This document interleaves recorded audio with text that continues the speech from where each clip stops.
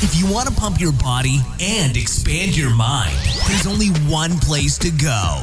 Mind Pump. Mind Pump with your hosts, Sal DiStefano, Adam Schaefer, and Justin Andrews.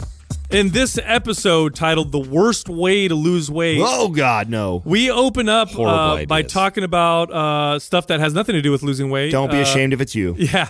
We talk about how cars got their names. Justin got a new truck. Yeah. Why I still drive a Jetta and why that's actually driving some of my insecurity. And some Good of the play on words. Some of the first cars that we've owned. Now, that's about 11 minutes. And then we get into the actual topic. The meat. Where we talk about the worst ways to lose weight. I actually talk about a study that demonstrates that super active people, like hunter-gatherer societies, who are extremely active, don't burn really any more calories than sedentary individuals. It's crazy science, but it's backed by studies. And I talk about that. We talk about why certain forms of exercise are, in terms of weight loss, are maybe a waste of your time, why you should focus on other things. Running that cake off might not be a good idea. I go into depth on a tangent about glyphosates. These are the things that they blast all over your GMO foods and all over foods that contain wheat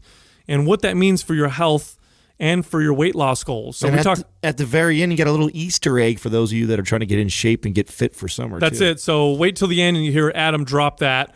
So without any further ado, here we are talking about the worst way to lose weight. Why did they name that car DeLorean? See, the guy's name was DeLorean. Oh, thanks. Thanks, See, Doug. the obvious. Yeah. Typically why they name cars after. You've been served, Like sir. Ford. Here's your car. Yeah. It's like the Di Tommaso. What's his name? Di Tommaso. What was that one song? What song? That one car that was like Ford engine, but it was a Italian car. Oh, Pantera. Mm-hmm. Pantera? Yeah. Pantera. Most are, right? I mean, I think most vehicles are named after the inventor or creator, right? I mean, No, I think the Camaro was named after a horse. Mustang is a horse. Mustang's. I know most. Fiesta, Mustang. Ford Fiesta, that's a party. It's a party. I don't think that's... The Nova didn't do too well in Mexico. Yeah, you're talking about the actual car though. DeLorean's a DeLorean, just like a Ford is a Ford. Those are models. Oh, I see of, what that's you're a saying. model of. That's like that's a Ford Model T. That's like the Model T. Oh, yeah, It's different. It could be, right? The Tesla wasn't named after the maker. It was named after a scientist, Nikola Tesla. Well, it doesn't. we Point is knew that that one from it's normally history. named after a man related to the fucking science that's fucking behind the fucking car being built. I'm Don't trying, think electricity. You You're think trying to- Tesla or Edison. Like, which one are you going to pick? I'm trying to think of a car that... Edison. That just doesn't Yeah. sound as cool. I'm trying to think of a car that wasn't. Yeah. Dang, you may be right. Yeah. We should make a car then. Well, like what? I What don't kind know. of car? Like We'll call it the Justin. yeah. The Justin It's got Mobile. a big old rear end. It's got a huge back bumper. Yeah, it's like a boat. It's it's rear wheel drive. Big ass steering wheel. yeah. Or the Schaefer. Hey, when does your new truck come in? You got it coming soon, right? Yeah, hopefully the end of this week. Yeah. Oh, really? Yeah. Oh, are you excited? What kind of truck I'm did you excited. A GMC. get? Denali. Just a big old testosterone car. Yeah. It's the Denali, though, right? Is it a hybrid, Justin? Are you being nice to the environment? No, man, I'm going to carbon the shit out of everybody. Did you? What people don't know is it was running on unleaded gasoline, but Justin switched it out for coal because it's so much cheaper.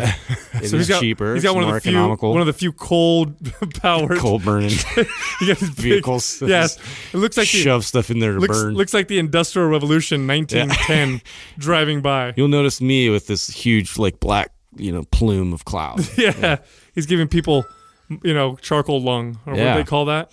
I'm excited about having a Black truck lung. again, though, because it's just like, I can just put shit in there and do some I dump runs. miss my truck, man. Dude, I love trucks. You get a badass truck. dude. I remember love that trucks, one. but you're going to be called now all the time to help people move. Good luck. Yes. My phone doesn't answer. That's the problem. that is the problem. It is. You're right. You're right. So I've owned a few different. I'm not a car guy. Right? I'm not a big. I mean, I can find cars pretty cool, but I'm not. It's not a big deal for me. it's cool, right? It's just not a big deal. Yeah. But there is one car that I own that I really, really fucking loved. Always loved this car. What is it? Jetta. No, it's not my Jetta. Oh. Why always make fun of my Jetta? I'm not making fun. Do you know? Love it? Do you know that now I'm finding myself a little bit insecure about my fucking Jetta because you assholes? Why, dude? Come on. It's totally challenging my ego. Really? I've ridden shotgun many times. I just don't care, And I'm but now fine. I'm starting to care because I'm like, why are they making fun of me so much? Do I look that dumb? Whoa. And when Ben came to visit, because Greenfield was here, I was like, oh shit, I can have to drive him around in my Jetta that Adam makes fun of all the time. He's probably stoked on. He's gonna think I'm a loser, and then I had to check myself. Anyway, my favorite car that I ever owned was my Toyota pickup truck. See, you like trucks too. Stick shift 4-cylinder, the little pickup. That's got a lot of torque. No, it's 4-cylinder. You know why I liked it so much? Why is that? I didn't have to worry about shit. Yeah. Like you don't even have to do anything. Get up and go. You barely have to put gas in it. Yeah. And it'll last you forever. Yeah. It was my favorite car. Well, you know, they built them to last, like the Toyota. Dude, my dad had one that had like 300-something thousand miles on it. I know. And he never did anything to it. I have a funny car story actually. A funny car story or it's just funny story? situation. Okay. So I was dating Courtney at the time. Like we weren't even really dating. I was still trying really hard to date her, and I took her on a date, and she didn't. You were trying to date her? Dude, she put me through the ringer. Anyway, so I was like picking up my car at the 24-hour fitness where I left it. And at the time, I had like this like Tercel, like a Toyota Tercel, piece of shit, right? And like, thank God I have confidence, because any other dude would have been like, oh God, like can't like I took her out in the Tercel, right? And then drop her off. She had this like SS Camaro, it was all red. It was just fucking badass, And so she gets in her car, I say goodbye, whatever, and then we meet up again at the stoplight. And I'm looking over at her, and I'm looking back, and I'm just, it's so rev your engine. I revved my engine. I was like, wee wee, and then like thought it was like gonna be funny, She looked over at me, and then she put her hand like over her face. No, she did. She drove off and like peeled out. And I was like, oh no, oh no, this car sucks. I drove in high school. The first car I drove was a shit brown 1987 Toyota Camry. Oh, I thought you were gonna say Honda Civic, and I was gonna be like, yeah, I had one of those. And a Toyota Camry is not a bad car, but this was the year that they thought that turd brown would be a cool color for people for some weird reason, and it was old. Like, and here you go. Here's a moving piece of shit. Well, and it was already like 10 years old, so the sun had oxidized the paint, so it was like this. It was all it's got spots. Oh yeah, it was all fucked up. Every headliner kind of come down. Every tire and wheel was different. Right, so I was missing hubcaps on 3 of the 4 wheels. The rear tail light was busted out. My parents had accidentally left the windows down on a really stormy winter night, and it got flooded inside there, so it smelled like mildew inside of the car. And then they locked their keys in the trunk one time, so my dad had to drill the key lock out of the trunk, so there was no key. The thing was just a piece of shit. How'd you keep it on after that? Like bungee cords? Oh yes, totally. Oh no, it was so ghetto. So I drove that for a good year and a half in high school for me. But you know what? Back to the old built character, man. I think everybody should have. Bro, I still got dates in that piece of shit. Right. I'm not done building character. I see it. You got some work. Well, it's not a piece of shit. No, that's I you don't have, bro. But I had a what did I drive? A Colt, a 19. God, it must have been like an 85, 84 Colt. You guys remember Colts? The Dodge Colt. And it was when I turned, and I don't know, maybe you guys can tell me because you're not really, Justin's kind of a car guy. When I would turn the car a little sharp, it would go click, click, click, click, click, click, click, click as I'm turning. So what was that?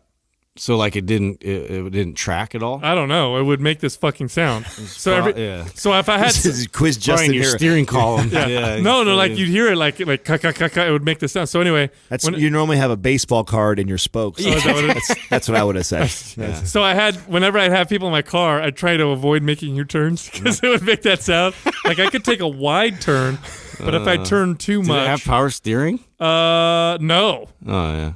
No, it didn't have power steering. The AC didn't work, so it got the nickname the Inferno because it would get hot as fuck. And you'd ride in that thing in the summer, and it was like a sauna. You just sweat your dick off in there.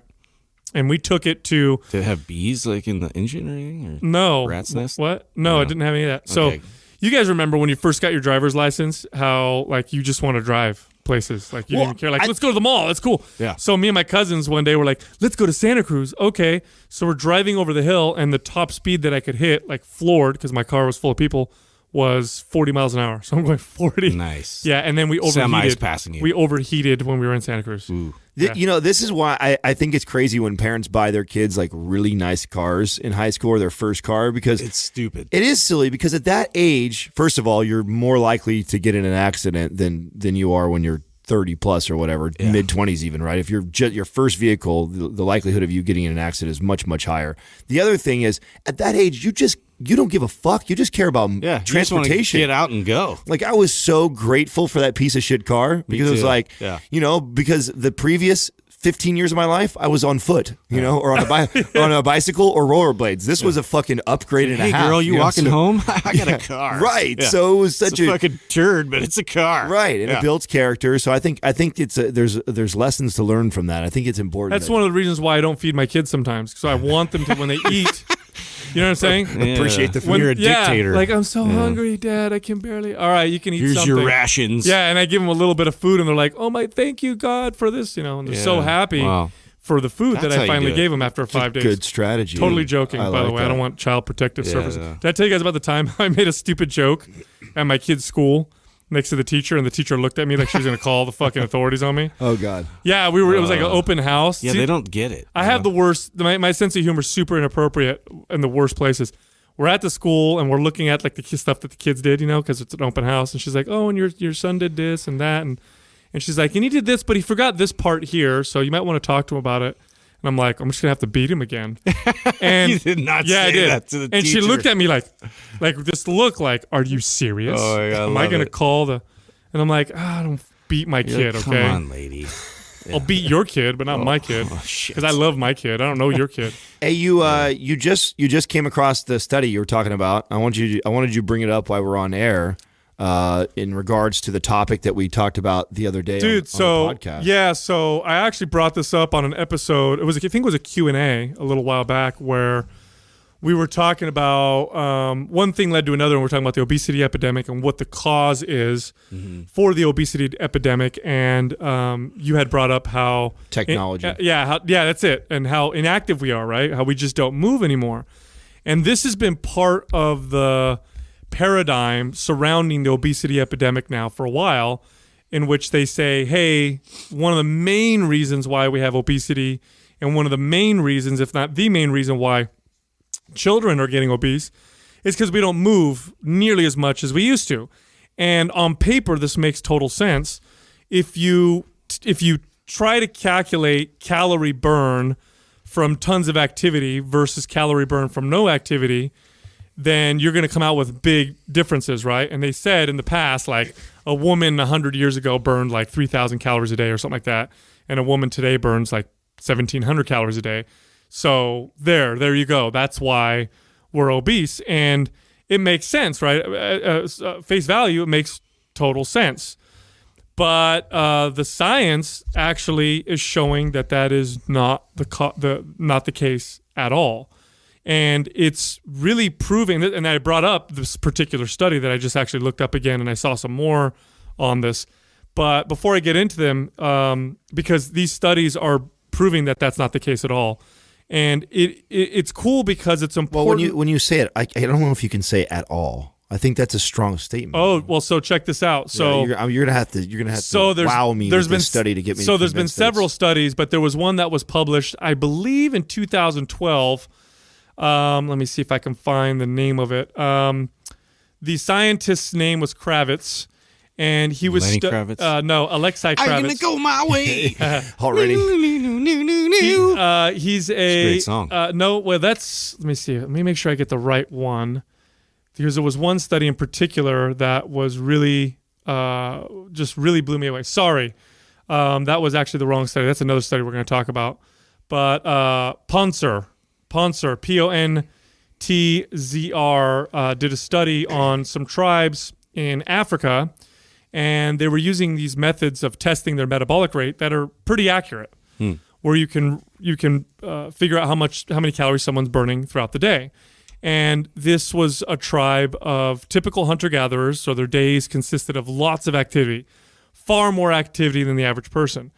And he thought that he'd find this huge calorie burn. Like, okay, these people. How are they doing it? Did they say, was it like heart rate monitoring, or like what was the measured device that they're using? No, let me see if they have here how they were studying it. I'm gonna keep looking it up. Well, you can see. Is that the study right there, find Doug? it. I don't know. Oh, you're just putting random shit up there? Yeah. So anyway, he thought for sure he would see a ton of calories being burned. And it was weird because it didn't make sense because they were eating so little on top of it. Most hunter-gatherers don't eat a lot, mainly because food is not easy to get. It's when you're a hunter-gatherer. It just isn't. So when they're looking at these people's metabolic rates, he found that they burned right around the same amount of calories as an office worker. And it just blew him away. He couldn't figure out why. And a lot of it has to do with, and some of the theories surrounding it are saying things like the body becomes very efficient at activity. Which we know this. And the body adapts its basal metabolic rate at rest. So he found that they burn right around the same amount of calories as somebody who's inactive. Now, in hindsight, at first you're like, this is crazy. They should be burning more calories. But if you really think about it, it makes perfect sense. It makes no sense that the human body would evolve to just burn shit tons of calories with lots of activity in environments where food was scarce, which is how the human body evolved. The human body evolved where food was very scarce. We fasted a lot of the time. We went without food a lot of the time. Well, we're the most efficient at storing energy and storing calories like that. We're trying to survive. Like what we're talking about, that goes against like survival mechanisms. Mm-hmm. It makes perfect sense, right? We're not the best at storing energy, though. Of all animals? Yeah, no. No, we're just, but we are good at like an alligator eats like once a year. Yeah. Like we're really good at it. I learned this in the Nature Channel. Wow, that's man. Little When random. you're looking at the spider webs and all that. Little random Look at fact for you, you guys man. right there. I like that little Nat Geo I love it. knowledge coming in Is it here. once a year? Yeah, once a year. Wow, that's crazy. That's cool. So, I was fascinated by so that. it makes sense because we evolved in these environments with very, very little food. And when we did find it, many times we found not much. And to get the food, we had to do a lot of moving. And so, of course, the humans that had metabolisms that were super adaptive, where they could slow way down to compensate for this, were the survivors. And they were the ones that were going to procreate. And those are the genes that we inherited. And so, and this is, look, as personal trainers, this makes perfect sense. You guys know as well as I do. How futile is it for a client to come in who wants to lose 40 pounds and change nothing about their diet and just beat themselves up in the gym? How effective is that? Yeah, it's not at all. It's a Never. horrible strategy. It just doesn't work. In fact, what do we always see when people do that? They'll initially lose some weight, and then they will lose nothing and sometimes gain weight again. And then they're working out like crazy just to stay where they're And at. then they burn out, and then they keep those bad eating habits, and it's just It doesn't change anything. nothing. The other thing, too, that was interesting is the obesity epidemic really took off in the 70s, 80s. That's when it started to explode, and then it's just kind of accelerated from there, right? We were kind of sedentary before that. The Industrial Revolution kind of modernized things. We had the Agricultural Revolution for a long time. Humans weren't super active in the 50s and 60s either. I mean, a little more than they are now, but it wasn't like this dramatic change in activity level. What changed was the food. Mm-hmm. So, that being said, I think that's important to communicate to people, and that scientists are actually discovering this through their own study.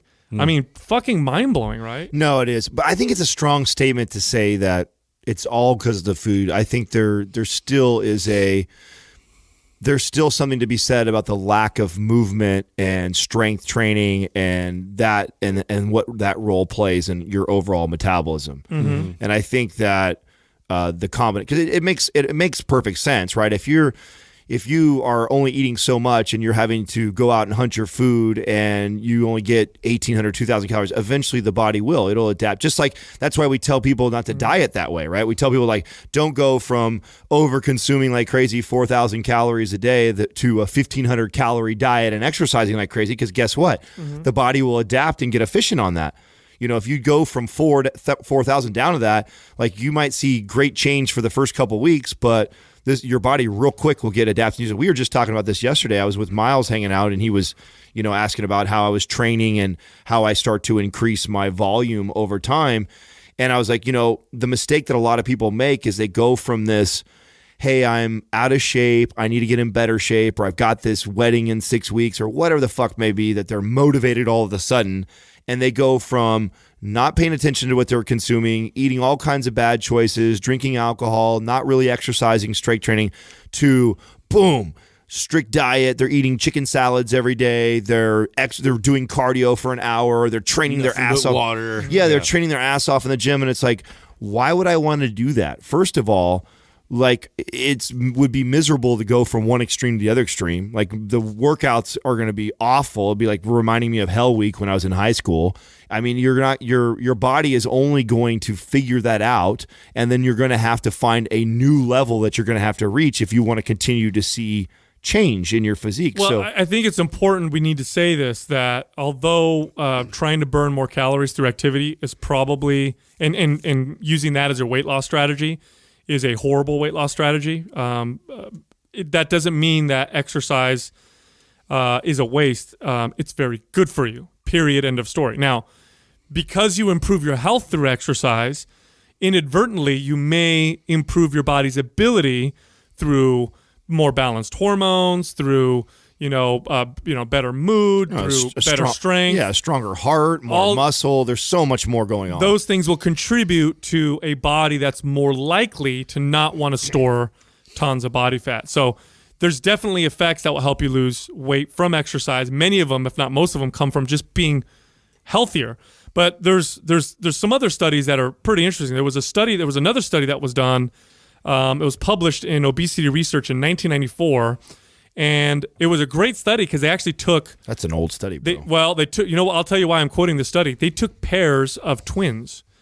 And some of the best studies you could find are ones that study twins, because you can have one do one thing and one do another thing. And they're identical, right? Yeah, they're identical, and you can control certain things. Anyway, what they found was that... And they also housed them in a research laboratory with 24-hour supervision. So it was like super control, right? And they would have these one of these twins do like cardio every single day, and I forgot how much they did. It was I think like 2 hours of stationary biking or something like that every single day.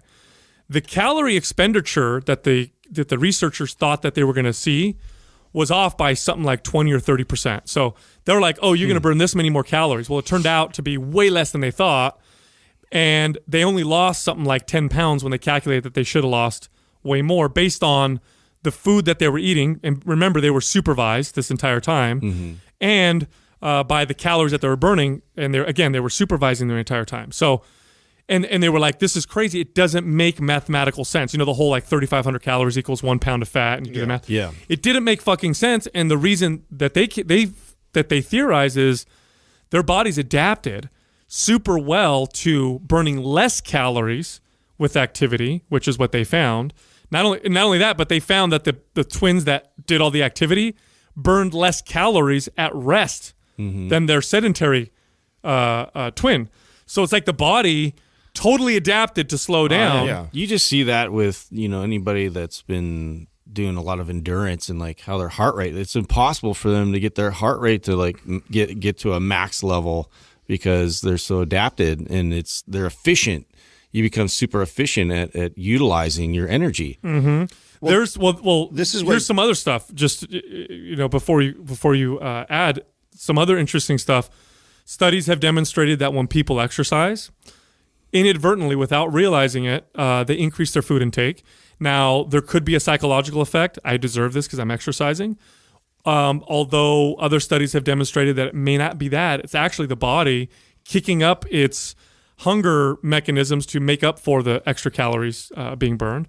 They also find that when people exercise, they tend to be more sedentary throughout the day, just naturally. Again, the body may be sending signals saying, you burned a lot of calories earlier. We need to conserve. There's all that's these things. That's a great point, because you see people that hammer themselves in the gym for like an hour and then they're pretty much like on the couch and like trying to recuperate after that like one workout, like so ineffective in comparison to just moving constantly and having like light resistance work. I remember reading a study about 8-10 years ago that talked about the average person, as far as if you worked out an hour intensely a day every single day, that you're still considered sedentary. Because even if you blast the gym for an hour, the amount of movement and calorie expenditure that you accomplish just in 1 hour, you're only talking like 600-800 calories tops. I mean, that's high intensity too. Like most people are just doing a cruising through. But now you're prioritizing like healing, and which is like it's not advancing you. No, and don't forget, like if you're burning 800 calories or 600 calories with your new workout and you're doing it all the time, studies will show that you're not going to burn 600 calories after doing that for a month or whatever. Eventually, your body becomes so efficient. Dude, so cardio, it only takes the body about 2 to 3 weeks to adapt to your cardiovascular training. It takes 4 to 6 weeks on average to adapt to whatever resistance training that you're doing. So and I used to do this like watching my VO2, you can increase your VO2 max like every day. Like if you decide, okay, for someone like me, I don't do any cardio. That's why I never bought into those meters, VO2. Yeah, it's like whatever. It doesn't changes all the time. Yeah, you can change it so easy and so fast. Like if we were to measure VO2 right now, get out there. I run as hard as I can for 20 minutes. We see where my heart rate's at. We see where my cardio threshold is at. Tomorrow, I can increase that and improve that already. So it just shows you how fast your body adapts, your cardiovascular system adapts to those types of stresses. So this is what would just boggled me in the bodybuilding world, was when I'd see all these bodybuilders off season doing cardio still. And I'm going like, what are you doing? Like, why are you telling your body that this is like normal for it? And then when you go into cutting for your show, you try and add a little bit more cardio, or you ramp it up a little bit, and it's already pretty efficient at what you've been doing, so you don't get much of a response from it. And when you're in the business of your body changing aesthetically, you want to be able to do something and then your body respond to it, especially if you're putting in extra work. So it makes no sense for these bodybuilders and these coaches that are prescribing fucking cardio to their bodybuilders, their bikini athletes, off season. It doesn't make sense. Not if you want to be efficient come prep time. And this is also why I'd always tell these guys that, most of the hard work for those that inspire to be a competitor is pre-contest prep, is how you set your metabolism up, how you get everything ready to go, so that when you do start to throw things at it heading into prep, your body every week is giving you change. Well, you have to understand this one simple fact, and that is that the human body is extremely complex. It's extremely complex in its abilities to adapt to different stimulus into its environment. It's a survival machine. It's a survival machine that's evolved over hundreds of thousands or millions of years, and you come from a long line of humans that survived certain conditions, and so your body's very, very, very adaptable. There's studies that show that there's an actual upper limit to metabolism. In other words, they'll take people and have them burn shit tons of calories, and then they'll have them burn more calories, and they'll have them burn more calories, and it's like they hit a limit. Like their body stops burning more calories by compensating its other mechanisms. Which makes total sense why we see professional athletes, marathon runners not disappear. Because if it was simply mathematics and it was calories in versus calories out, and the body just kept on, the more you burn body fat, then they would literally wither away. Like, wow, you're a skeleton. Your professional athletes, the amount of football or soccer or whatever the fuck their sport is they're playing is so much that any other person like that, what you would think, they would just, it doesn't work that way. So for your body to even consider that it wants to burn more calories, okay? It has to have a good reason. Now, one of the reasons it burns more calories is simple movement. Like it needs to use this gas, this energy just to move. But that's very, very quickly something that your body adapts to. The other way that your body realizes it needs to or thinks it needs to burn more calories is to support active tissues. Muscle is one of the most expensive, if you will, The brain is probably, by the way, one of the most expensive organs in the body, but your muscles are expensive in the sense that they cost a lot of energy to move and to maintain. So it's an expensive tissue in comparison to like fat. Fat's a little cheaper. Fat's easy to store. Muscle, not so much. So why would your body want to carry expensive tissue if you're, and consider your body wants to conserve energy always. That's its number one. It's one of its top goals. One of its top goals is to be as efficient as possible, because remember, it doesn't know we live in a land of plenty. It doesn't know that we're modern, humans in the year 2017. It thinks it's, again, a hunter-gatherer where barely any food is around and you're always moving. So why would your body even bother adding this expensive tissue that's just going to cost more energy to support? And so ask yourself that. What's the reason? Well, the reason is because it thinks it's in its best interest. So how do we send that signal? How do we tell the body, hey, I know you're designed and evolved to be as efficient as possible, but I'm going to want you to add this expensive tissue. And the way I'm going to tell you or show you this is I'm going to send a signal that tells you that it's in your best interest. And that's, in a nutshell, what proper resistance training is. And it has to happen with frequency. You have to constantly. You got to send that signal all the time. Otherwise, the minute that you stop, a week, 2 weeks, 3 weeks, it's your body's it starts registering that information, that data. This is why you lose muscle so fast. Yeah. Your body doesn't burn it, by the way. Your body's just adapting and trying to become more efficient. And if you don't believe me, if you're a muscular guy or girl, here's what you do. Put your arm in a brace for 1 week. That's it. Just do it for 1 week. Don't move it for a week. And take that brace off. And visibly, you will have lost a considerable amount of muscle and strength within 1 week. Oh, yeah. No, well, they say it's three. So studies have shown it's about 3 days, approximately 3 days after the muscle has fully recovered from any sort of, strength training or stimulus for atrophy to start to set in. So 3 days. So if you did bicep curls on Sunday, by next Sunday again, the atrophy is already starting to happen if it has not been stimulated again between now and then, right? That's right. So it doesn't. It's crazy how much work it takes for us to maintain the lean body mass. And that's why it doesn't stop with the goal. Well, that's why if you're going to work out to be lean, especially in the long term, the by far the most important form of exercise is the one that tells your body to be less efficient with its calories, and that's with resistance training. There's no other form of exercise that comes close, because all other forms of exercise rely on the calorie burn of the activity itself. Whereas resistance, look, here's the bottom line. If I lift weights for an hour, I'm going to burn less calories than if I do a 20-minute run. 60 minutes of weight training isn't going to burn as many calories as a 20-minute hard run. But I can tell you this much right now: if I lift weights for 60 minutes consistently, and I do this, every other day, and I do trigger sessions, all stuff, versus a twin of mine who's doing hardcore cardio all the time, I'm going to be leaner. Who's going to build more muscle? Because I'm going to have more muscle on me. I'm going to have more expensive. I'm going to be less, calorie efficient, if you will. Because my body we've talked about this too in the show, and these are more numbers that are debatable and exactly and how precise they are, and everybody's uniquely different. Because I remember a year and a half ago when I dropped this, everybody was like, "Well, I've heard it's this," and that's not the point. The point is that for every pound of muscle you have on your body utilizes somewhere between 30 to 60 more calories a day.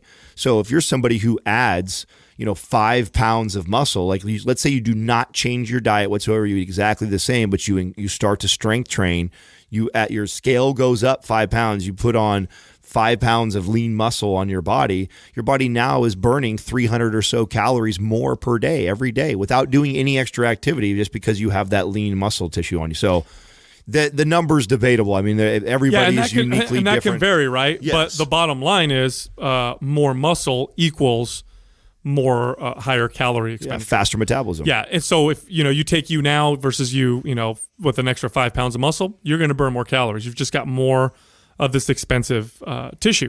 But the whole exercise, the reason why we're obese is we're not moving. It feeds right into the whole it's punishing yourself. Like penance. Yeah, it's your own fault because you're lazy and you've got poor self-control. The truth is right now what's coming out is it's not nearly that black and white. It is not nearly as black and white as you're not moving enough and you're eating too much. It's more like you're not moving the right way and you're not eating the right foods. That's becoming the actual, that's what the science is actually saying, because simply reducing calories and moving more, the body adapts pretty rapidly. And again, this obesity epidemic exploded not because all of a sudden, overnight Americans stopped moving and just started eating way more calories. That same message has been pounded into the entire public, and it hasn't really put a dent in our problem at all. So we have to reevaluate, like you said, the quality of the movement, the quality of the food you're consuming, and really dive into that and see, where the problems lie. I think if the message was, because the message still is, 30 minutes of vigorous activity every single day, and they're very, very vague with it, right? Mm-hmm. And this will help you lose weight, and it's okay. It'll improve your health because you're moving for sure. By the way, very good for you to move versus not move.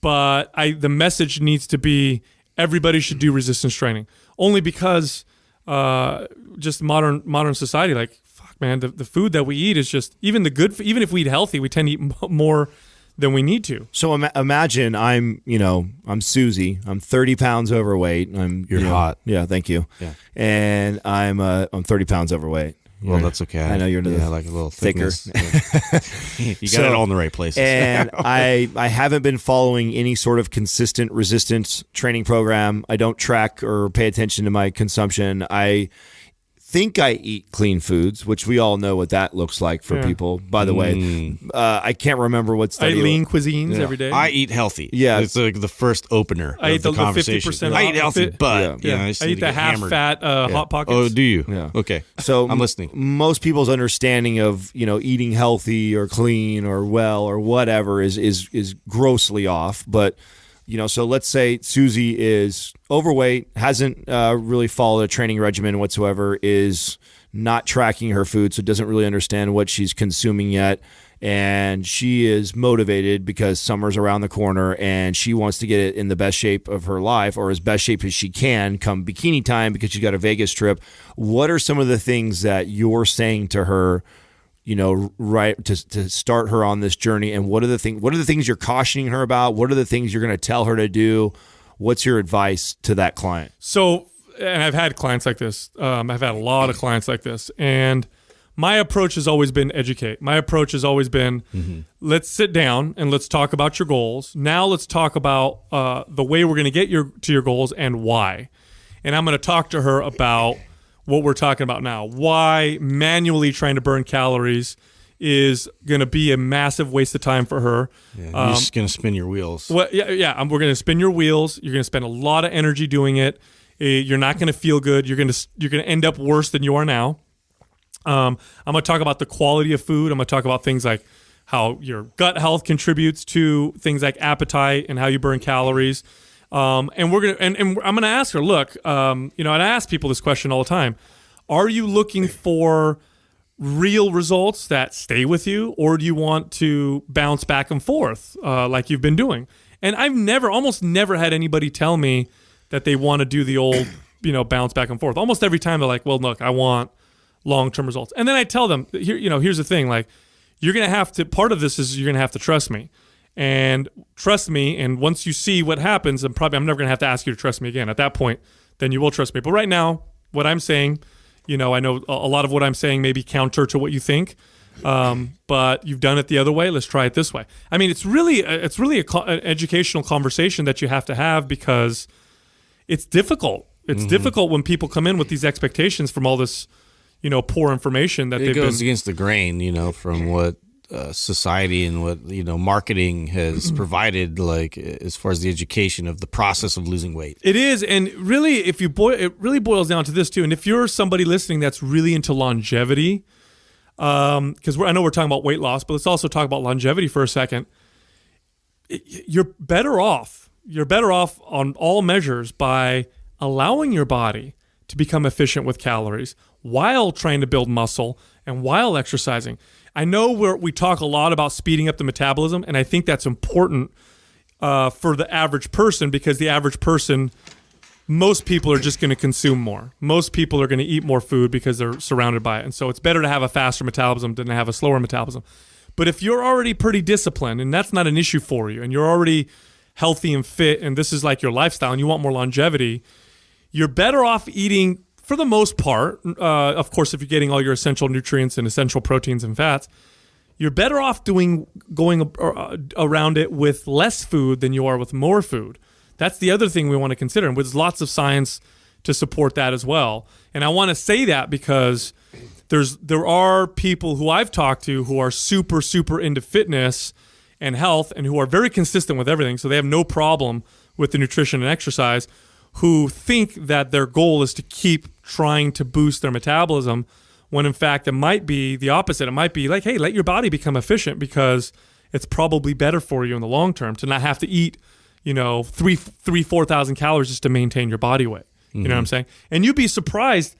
I kind of eat this way, and I don't eat that much a lot of the times, and it's kind of cool that I can work out as hard as I do and do what I do without eating as much as I used to have to eat before. Yeah. So just one of those things to consider. Well, and I think too, like a lot of people have a specific like weight loss goal in mind, or they have like a number in their head, and it becomes a mental discipline sort of challenge thing where they can just overcome, they can press their way through all these obstacles and just push their way to the end. And it's this timeline that's become established within their head of like, okay, this day I'm really doing good, and the next day I'm doing good, and then you start kind of losing momentum, then you ramp back up, and it's all about like ramping up and ramping up and ramping up, and then you get to the end and you did lose the weight. Okay, now what? Like you didn't create a lifestyle that you're ever going to be able to sustain. Like you hated the process, you hated yourself, you hated that you were off the wagon and you had like this shitty food on these days, and you've been punishing yourself to get to this goal. Now what? Now what does it look like going forward? That's you have to like look past that goal. Dude, I have seen, and I know you guys worked in gyms a long time too. I have seen so many people, when you manage gyms, it's great if you're really into observing what happens to the body with different forms of exercise, and attitude and all that stuff. Manage a gym or work in a gym, because you're in there for, I was in there for 12 hours, maybe usually more, almost every single day, and you see the same people coming in. And I would have members that were super consistent. I mean, like for years, like I'd managed a gym for 3 years, and I would see these members who came in 4 days a week, same time, never missed a week, never missed their workout, and they'd come in and they would do very intense cardio. Women and men who come in would get on the elliptical or the Stairmaster or the rower, and they'd fucking pedal or row or step away hard for an hour. 4 days a week, they go real hard. And these people were all overweight. They were all either flabby, so they had excess body fat, or some of them were actually 20 to 30 pounds overweight. There was one guy that used to do it, and he'd come in and he would get on the row machine. You know how many calories you burn, or how I should say strenuous the row machine is? One of the most strenuous forms of cardio. This fucking dude would come in, and he was, like I said, about 30 pounds overweight, and he would row away for about an hour. So incredible stamina and endurance, and was about 30 pounds overweight. And so I remember when I'd see this guy all the time, I used to think to myself, like, he must eat. How is he not changing? Well, I used to think he must eat horribly, or he must be super sedentary all day long. Like, he must do nothing all day long, and he must eat just a ton of food, because it didn't make sense to me. Yeah. Then I got to know the guy. He was actually a mail carrier. And if you're a mailman, you probably got some great calves. You probably walk 15 to 20,000 steps a day. So minimum. Right away. Minimum. Though. Right away, way more active than the average person. Mm-hmm. So he's not just doing that hour of rowing, he's also walking all the time. So it must have been his diet. Then I talked to this guy, and wow, he had an amazing knowledge of nutrition, and he's eating all this food and this and that. And I remember thinking, like, he must be lying. Well, looking back now, I realized what happened is his body became so efficient at what he's doing, he probably was burning as many calories as a sedentary person. Yeah. You know what I mean? And whatever he was eating, he was just storing. These are the hardest people to help. Oh, yeah. I had a guy just like this, only he was a soccer referee. Dude was doing 30 to 50,000 steps a day, and he was a good 30 to 40 pounds overweight. Man. And talk about a fucking challenge to help this dude lose weight. Yeah, what do you do now? You can't just throttle down on more You have to completely reset these people. Yeah. You have to completely reset. And it's the hardest thing in the world is to get them to back off all the activity they're used to. And then, so they're doing all that activity. Then they come in the gym and they think they got to ramp it up even more. And then they hammer the shit out of themselves inside the gym. Meanwhile, they can't drop these 30 pounds because they've trained their body to become so efficient at utilizing. It's very tough. I've had clients come to me. They're the hardest. I've had female clients come to me who are working out every single, 6 days a week. They're working out hard. They're tracking their steps, and they're eating like 1,500 calories a day. And they're like, I still have like 15 pounds I'm trying to lose. And by the way, these aren't people who are crazy and lean already. Like, honestly, does have 15 pounds to lose. And they tell me, okay, what else should I do? And it's like, what else can you? There's nothing else you can do. And so I tell them, stop what you're doing and just lift weights 3 days a week. And they look at me like I'm crazy. And here's the thing too, by the way, if you're in this category and you do that, you do stop the cardio. You do a lot of doo-doos. Yeah. You stop the cardio and you go focus on strength training. Expect a little bit of a rebound, but you got to be okay with that. At first, your body will probably gain some body fat. But then it's going to readapt, and then you're going to start speeding up the metabolism, and then it's going to change again. What I do with someone like this is exactly what you said. Is I cut out all this crazy intensity. I assess what way they're training. Now, most of the time, these are the maniac people that are CrossFit type of training or super setting, tri setting, cluster setting, everything. Power yoga. Yeah, or they're doing like jump rope in between sets because they're already this is how they think that they have to get in shape. Active rest. So these people are perfect for, okay, we're going to cut out all this cardio. We're going to cut out all this crazy high intensity stuff.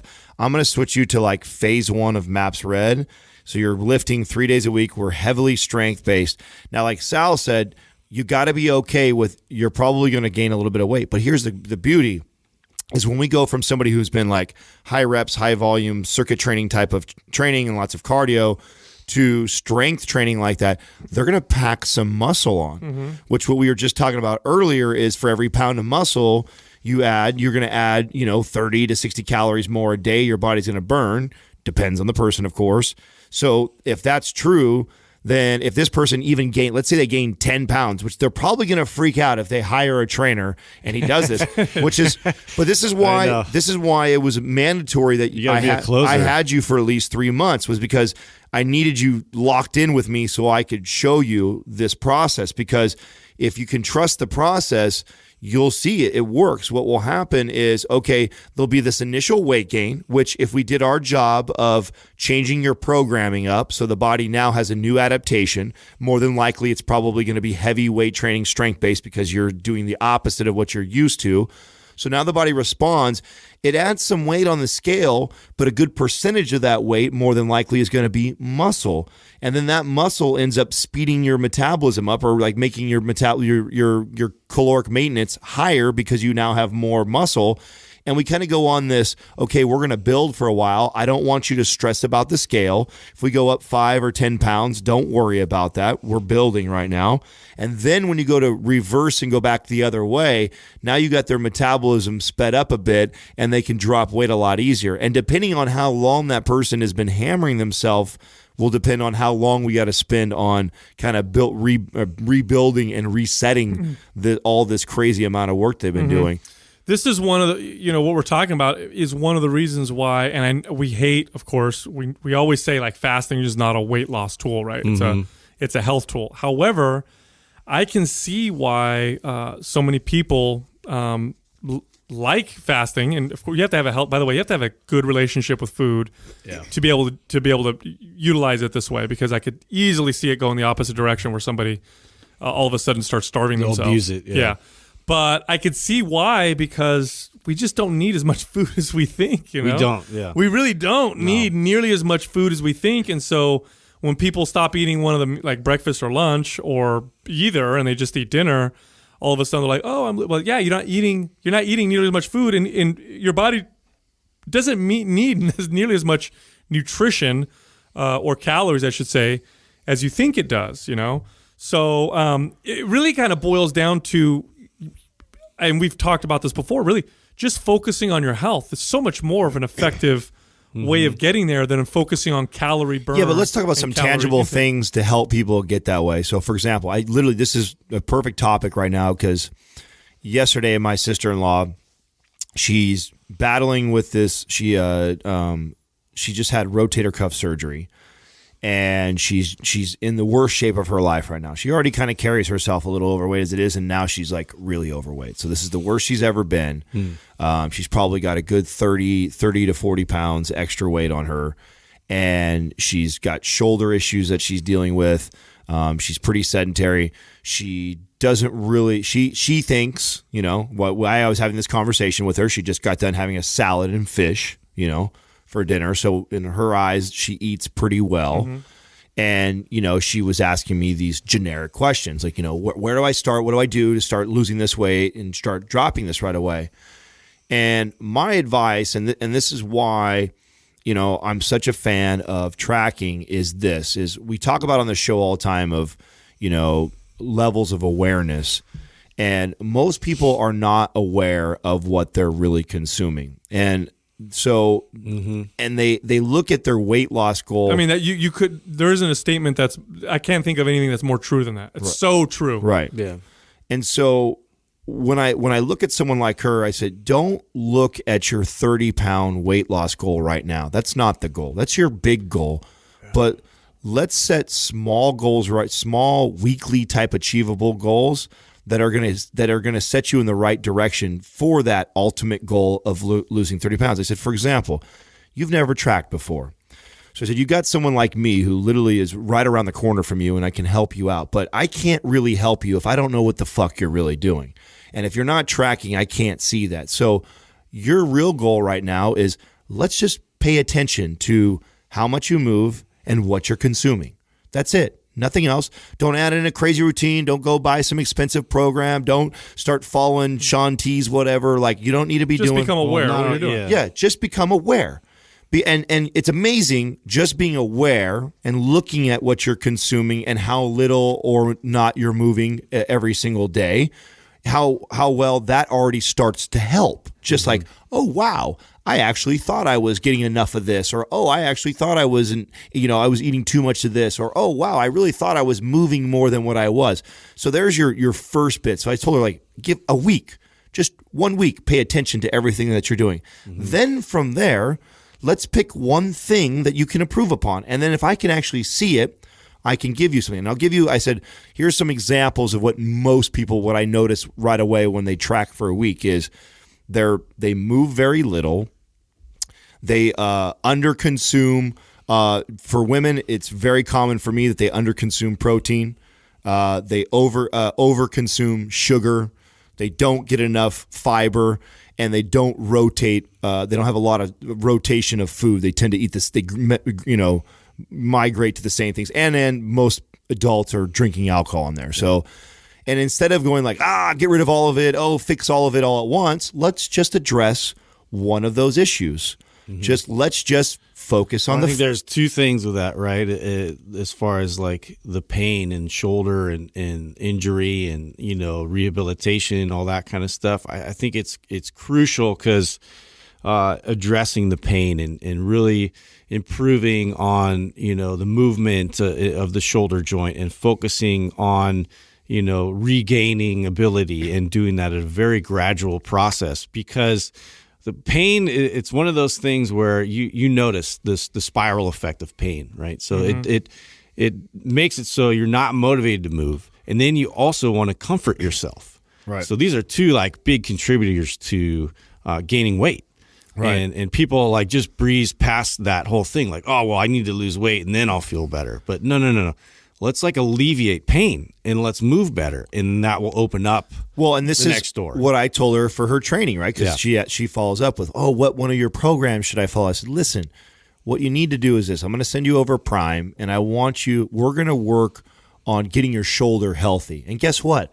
You're going to be creating movement while you're doing that. So you're going to get some sort of exercise that you weren't fucking doing last week. Yeah. So already from you being aware of what you're doing and starting to make habits of correcting the issues that you have with your shoulder, we're stepping in the right direction. We don't need to do any more than that. And then that's your first week. Then after that week, we can, again, sit down. Mm-hmm. I can look at, looks like 4 days this last week. You did good so much of your shoulder rehab for 15 to 20 minutes of pull work or whatever it is I have her doing. And it looks like you started to improve your fiber. Okay, now let's talk about your sugar intake that's out of control. And it's so out of control that I can't even get you all the way down where I'd like you to be right now. So let's just reduce it by 25 grams every day. People don't know what's in their food from a macro level. They definitely don't know what's in their food from a micro level. Oh yeah. And people don't eat food based on those things almost ever. The way that people choose food is based on what I feel like eating, what tastes good. And of course, and the perception of healthy too. And how we're brainwashed that there's certain foods you eat in the morning, certain foods you eat for lunch, and certain foods that you eat for dinner. I was having a conversation with a friend of mine the other day where he was saying how, when I was a kid, because he grew up overweight and then eventually had to learn how to navigate that and then became fit and healthy. And he's like, for dinner, my mom would routinely give us like chili cheese fries or a frozen pizza and his mom, who I know is a wonderful woman. She's a loving person. She's not a bad person at all.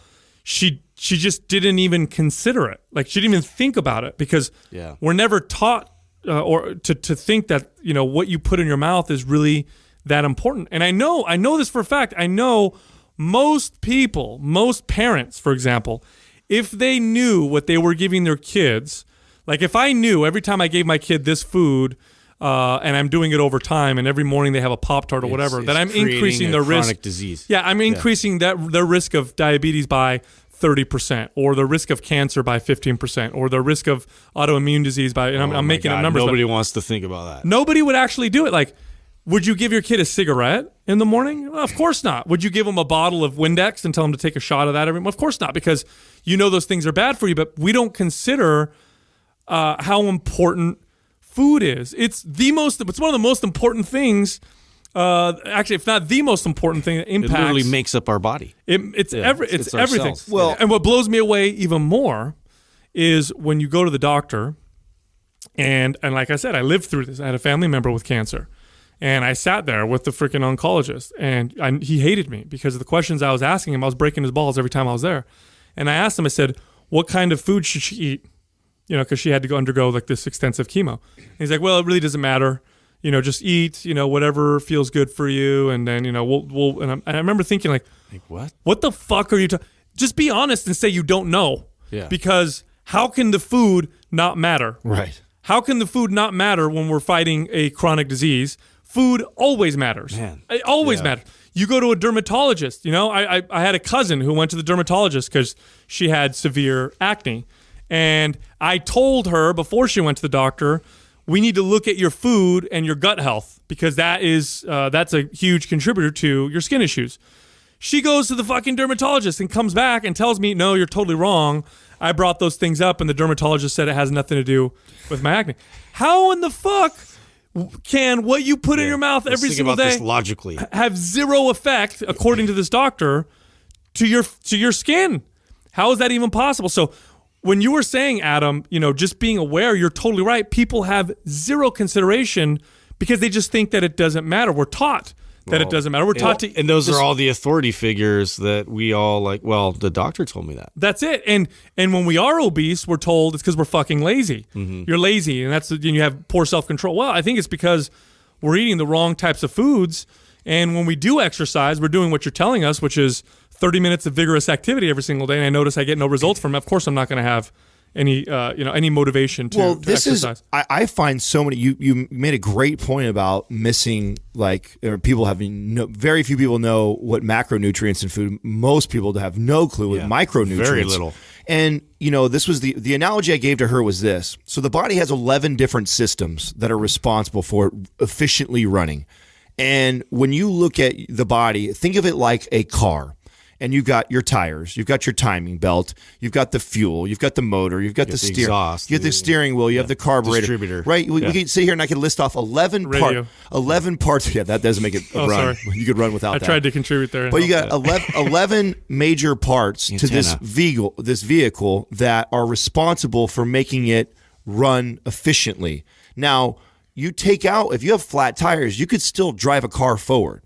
If you don't have all the oil in the car, you could still get it going. How long it lasts, I don't know, but it could still go, right? But it's not going to run very efficiently. The body is the same way too. We all just seem to think that like food is fuel. As long as I get it, I can go, I can do this. But when you're not fueling all these systems with the things that are it needs, then those systems start to not operate correctly. And they all speak to each other. It's like we never talk about the endocrine system. We never talk about these other systems of the body that are part of what make up the metabolism, your digestive system. How can we not talk about our hormones, digestive enzymes? That's another one that people miss all the time. And it's like if how you digest food and process food, if you don't think that has to do with your metabolism and how your body burns and uses fuel, you're silly. Dude, then you throw in the microbiome, hormones, neurotransmitters, parasympathetic, sympathetic system, like all the, I could rattle off a list of things that we know about. And I say that with emphasis because we only know what we know. We don't know what we don't know. So even all the stuff that we know about, the complexity by which they operate the body and communicate with each other, and the complexity by which the food that we eat or the things that we eat, the things that we breathe, how they affect those systems and how those systems affect other systems, we have no fucking idea. And this is the number one reason why I will always, and until we get to the point where we have artificial intelligence that's so fucking advanced that it literally understands everything, and that's going to take a while, until we get to that point, I will always advocate against eating foods that contain synthetic chemicals and additives, because we may study these things according to what we know, but we have no idea how they affect the things that we don't know. We have no idea. And then later on, we discover a new system or this new thing that's, that works in the body. And then we're like, by the way, that thing that we said that was safe, red dye number 40 or whatever. We were wrong. It turns out it affects the system that we just discovered, and it affects it in a bad way, but we didn't know before, and that's why we said it was safe. Going back to the car analogy, it's like this. It's like we all are very aware. If we build an engine that's either runs on gasoline or diesel or whatever fuel, right? So the engine is built specifically for that. But if you took gasoline and you threw some dirt in there, or if you put half water in there, you could probably still get the car to start and run, and therefore you get these, and the body very similar. Except the body's about 1 trillion times more complex. Exactly. Yeah. So 1 trillion times. Yeah. I'll give you an example. It's all those checks and balances that will overcome that process, which will make one, more efficient. That will kind of help the body to keep maintaining the system normalcy. I'll give you an example. Let's talk about a very common, one I've talked about many times, glyphosates, right? Glyphosates are herbicides that were invented to be sprayed on plants to kill them, and they were invented alongside genetically modified plants that could withstand them. So what happens is I can grow corn that's designed in a laboratory, by the way. And by the way they do this is they'll take genes from a bacteria or from something else and create this scientific experiment that they'll call corn. And I can spray the fuck out of it with glyphosates. It won't die, but all the plants around it will die. So now I've got this really effective way of farming, right? But you're also consuming now these glyphosate residues. Now, if I looked at my body systems that, all the systems that we understood, hormones and, all the stuff that we understood to study when glyphosates first hit the market, we could see that, the way glyphosates are designed, they have no interaction with these systems. It should come right out the body. So it's perfectly healthy. Well, now we're seeing some crazy shit. Now we're understanding that glyphosates, first of all, are an antibiotic. So they have antibiotic properties. Well, what happens when you consume something that affects your microbiome over long periods of time? A lot of bad shit now we're starting to discover. Here's another thing we're starting to learn. We're starting to learn that glyphosates actually damage the proteins that maintain the junctions between the cells that maintain your gut wall. This wall that is intelligently permeable. In other words, it allows certain things to come in and it doesn't allow certain things to come in. And it does so, and it's very complex, and it does so in a way where it gives you what you need and what you don't need. But if you damage the junctions between the cells, and this, by the way, this wall is 1 cell thick. So it is very, very thin. It's very, very fragile. And when you damage these junctions, now you're allowing other things to creep into the system. And what's behind this single cell wall of your gut? 80% of your immune system. So now you're creating immune responses in the body because things are going through that are not supposed to, and you're creating food intolerances, you're creating normal things, autoimmune issues. Yeah. You're damaging the cell's ability to communicate with each other, and they've just discovered that bacteria communicate with human cells as well. And in fact, there are certain compounds that you can ingest and which come from the soil, which, by the way, our soil is so damaged and depleted now, but there's certain compounds in there that allow bacteria to communicate with your human cells so that the bacteria can actually help your body protect itself. I mean, it's literally, it's such a symbiotic relationship. It's crazy. But glyphosates cause these problems. Glyphosates are also heavily sprayed on wheat. Gliadin, which is something that's found in wheat, or like gluten, can also damage the junctions, but when you combine it with glyphosates, causes big problems. So what we thought was maybe gluten intolerance is really glyphosate issues with gluten. Could be, yeah, that versus not even just the gluten. It's mainly the glyphosate. Well, here's some in combination of both. Here's some anecdote. Yes, combination of both is most likely, but mostly from the glyphosate. And here's something interesting, and this is anecdote that I've heard now, I don't know, over a dozen times, which led me to go online and read people on forums, on health forums, and this is a big, very common thing, and I experienced it myself, where people who think they're gluten intolerant, who have a reaction to gluten in America, will go to Europe and will eat pasta and bread and will have no reaction. And they're fine. They'll have no reaction. I've heard that actually just anecdotally from some of my clients when they're in like Italy and they're going through and they had like a heavy pasta diet, like, and they can't handle it over here. That's right. And no glyphosates with it? I don't understand. So glyphosates are heavily regulated in Europe, and if something is they're labeled, well, that's because it's labeled exactly. It's labeled, and in the so the market never really adopted the shenanigans here where we just breeze past that. Like, oh my god, I can't believe that law didn't pass. If you look at the way glyphosates became as educated as we think we are, if you look at the way they became, it's funny. Like who would vote against that? Like, why would you not want to be informed? Just let us know. Okay. I'm not saying you can't have it. It's like corporate interests. To make a long story short, and you people listeners, you can look this up so you can see all the details. Make a long story short, the way they were passed as being, fine for consumption is kind of shady. But really, the shady part was how glyphosates were able to, how GMOs were able to not be labeled. Yeah, that's what boggles me. Yeah. So if I have a GMO corn, then the organic corn farmers would tell me, "Hey, look, you shouldn't be able to call that corn because that's a patent. Corn. It's a patented product, right? Because it's created. You actually have patented it. Like if I designed, something else in a laboratory, it's patented. Yeah. But what they did is they took it all the way up to the Supreme Court, and they said no, they can call it corn. So then the American consumer, had no idea. So it just took over the market because we were just buying the cheaper product because it was made with GMO foods. When we know for a fact if the label said on it GMO, the average American consumer would be like, "Ooh, I'm not going to have that." And that's what happened in Europe. In Europe, they do have GMOs, but they have to label them GMOs, and they have a small market share because people won't buy them. Yep. The other thing too is I don't think it's legal over there to use glyphosates to finish their wheat, whereas here we don't have GMO wheat.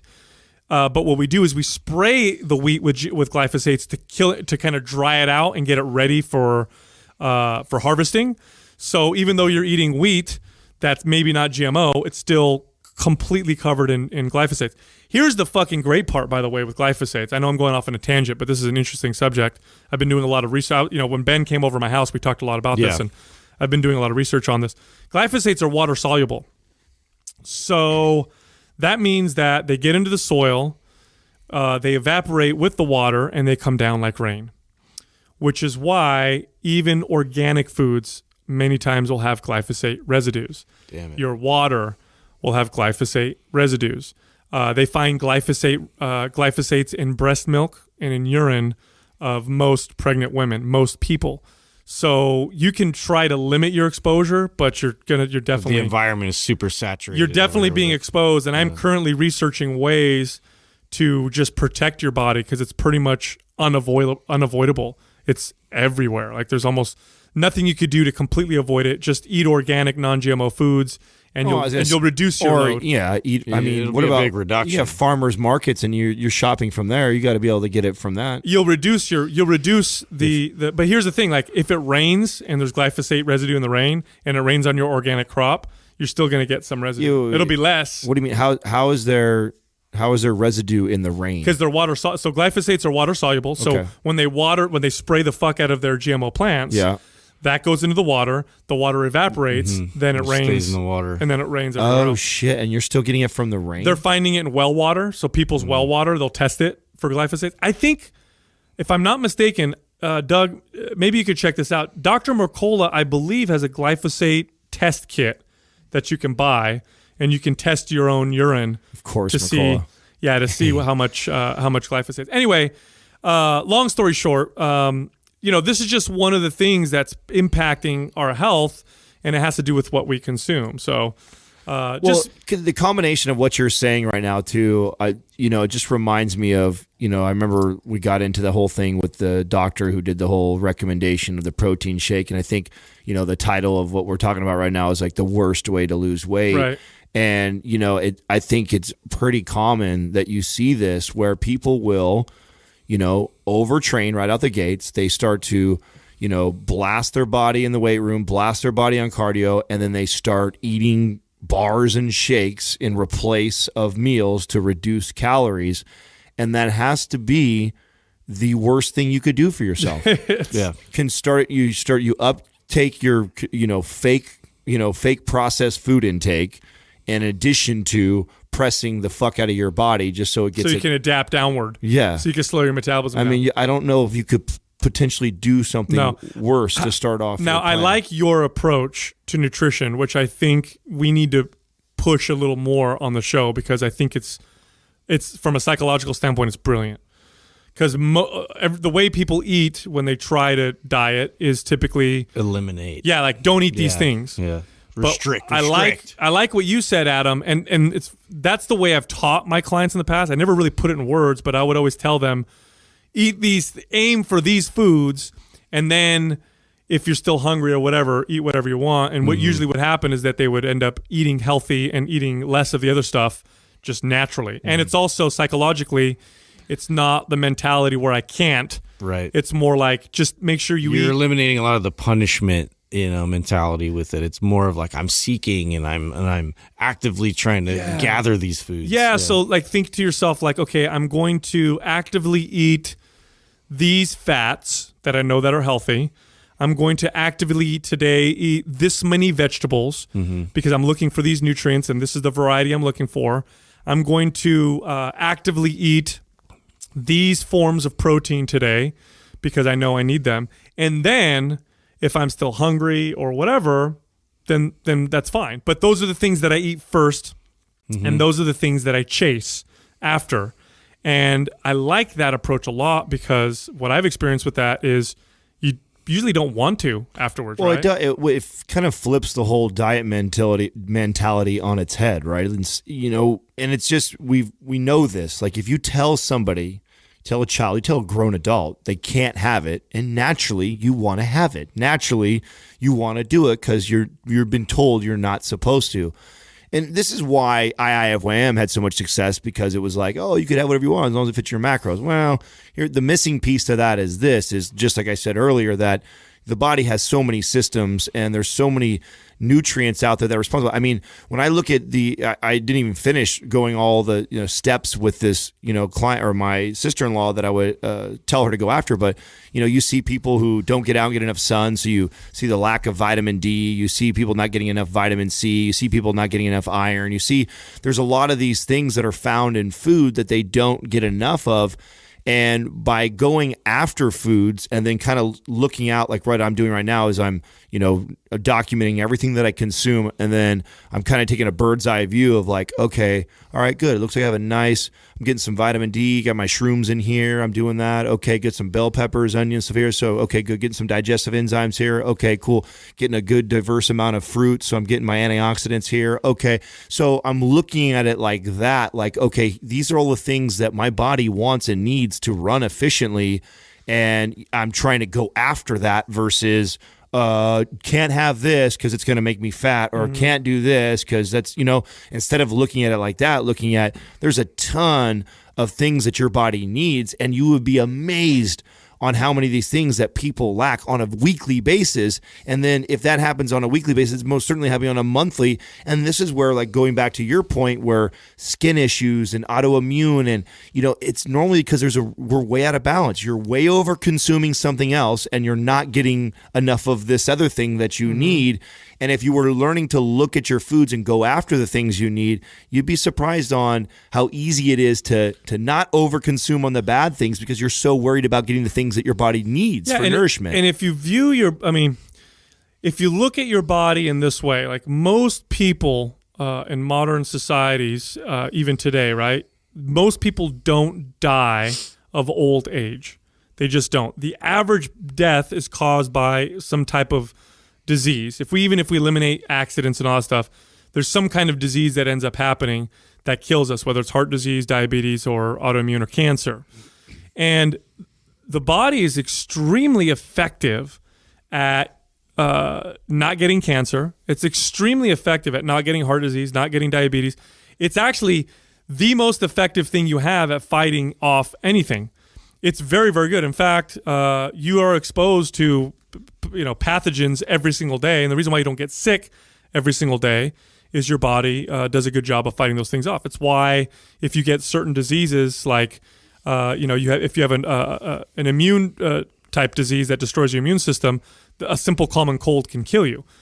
Something that you would normally fight off or not even get. Like, the body's very, very effective, and if we just balance the body out and feed it the way it should be fed and keep it healthy, it will do a better job of keeping you healthy and fighting off things like cancer and degenerative disease better than anything that you can possibly think of, to the point where you'll be disease free until you just die of old age.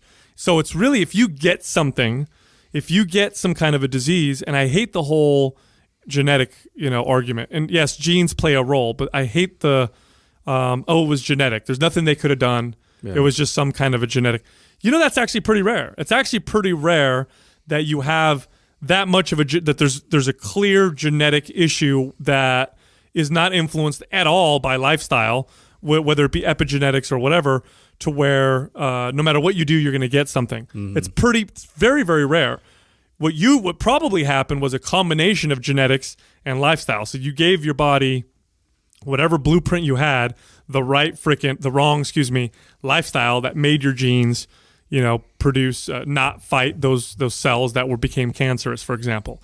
So it really goes down to all of that. So that's why I think, for me, one of the things I'm most fascinated in epigenetics and the research that's going into that, because that to me is, I hate hearing people say. I'll never forget when my buddies first said that, when they were starting to creep into their 30s, and it was like, oh, I'm destined to get this, I'm destined to be this way, so fuck it. And I'm like, oh, are you kidding me? Like, why would you do that?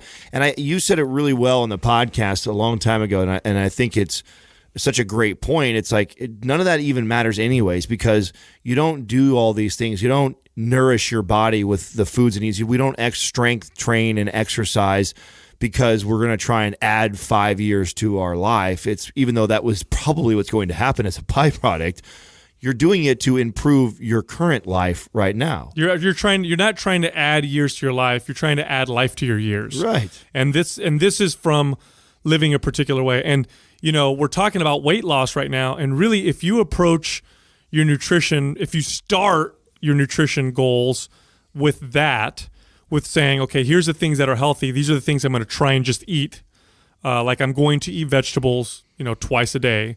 I'm going to eat one piece of fruit every single day. I'm going to drink enough water every single day. I'm going to have healthy fats every single day. If you just start with that approach, you're going to be better off in the long run than someone who just comes out with the whole restrictive approach. And if you approach your exercise with resistance training being the cornerstone of it, you're going to set yourself up for long-term success. This is why I wish, and I know in the future this is what's going to happen, and I called it. It's good. I don't know how long it's going to take, but it will happen eventually, where the recommendation for exercise will no longer be 30 minutes of brisk walking or whatever. The recommendation for everyone's going to be go lift weights, go do resistance training, because the science is very clear. Like the only thing that's going to give you that metabolic advantage in the long term is resistance training, and of course, no form of exercise is anti-aging like resistance training. Nothing comes close to it. Well, I'm going to tell our audience the same thing that I told my sister-in-law yesterday, which was, and it was funny because I'll tell you what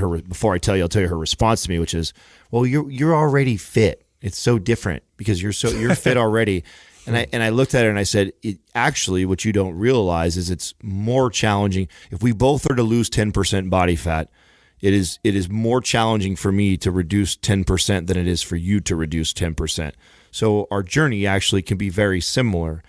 And so to the audience, if you're getting ready to, get in great shape for the summer and you're extra motivated right now and you're wanting to know which direction should I go or how should I start, we created a summer starter kit for somebody just like you, where it's our foundational program, our MAPS Red program. It comes with Prime, so it comes with a compass. So if you got any imbalances, aches, pains, things going on, it shows you how to do a test at home where it'll show you how to address all those imbalances and incorporate that within your strength training routine. And then our nutrition and fasting guide bundle that teaches you how to fast properly, teaches you how to eat with color and balance. And then on top of that, you also get the forum access completely for free, where you've got access to all three of us, where we can help guide you through your process, along with all kinds of other brilliant minds and professionals that are inside there to help guide you, check form, whatever you need. And then on top of that, I just started my journey last week again, where I'm going to transform myself into getting shredded again, like as if I was competing. So I've got a ways to go myself. And so you can watch how I slowly make changes nutritionally and ramp up volume and follow that on my Insta story. So check that out. You can go to mindpumpmedia.com and you can get that right now. Excellent. 30 days of coaching is also available, and that's for free. And basically it's a cache of information that we've accumulated over the last 2.5 years of recording podcasts, but we've just categorized it so that the topics are easy to get to and learn from. All you got to do is go to our site, the one that Adam just said, mindpumpmedia.com, and opt in. Also, our Instagram pages, we cover lots of topics that you may not hear about on the podcast. Now, the podcast has a page. It's Mind Pump Media, but then we have our own personal pages. Mine is Mind Pump Sal, Adam is Mind Pump Adam, and Justin is Mind Pump Justin. And lastly, if you want to learn more exercises or new movements for correctional purposes or performance purposes or even aesthetic purposes, we have a YouTube channel and we post a new video every single day, and it's called Mind Pump TV or MPTV. Thank you for listening to Mind Pump. If your goal is to build and shape your body, dramatically improve your health and energy, and maximize your overall performance, check out our discounted RGB Super Bundle at mindpumpmedia.com. The RGB Super Bundle includes MAPS Anabolic, MAPS Performance, and MAPS Aesthetic. 9 months of phased expert exercise programming designed by Sal, Adam, and Justin to systematically transform the way your body looks, feels, and performs. With detailed workout blueprints and over 200 videos, the RGB Super Bundle is like having Sal, Adam, and Justin as your own personal trainers, but at a fraction of the price. The RGB Super Bundle has a full 30-day money-back guarantee, and you can get it now plus other valuable free resources at mindpumpmedia.com. If you enjoy this show, please share the love by leaving us a 5-star rating and review on iTunes and by introducing Mind Pump to your friends and family. We thank you for your support, and until next time, this is Mind Pump.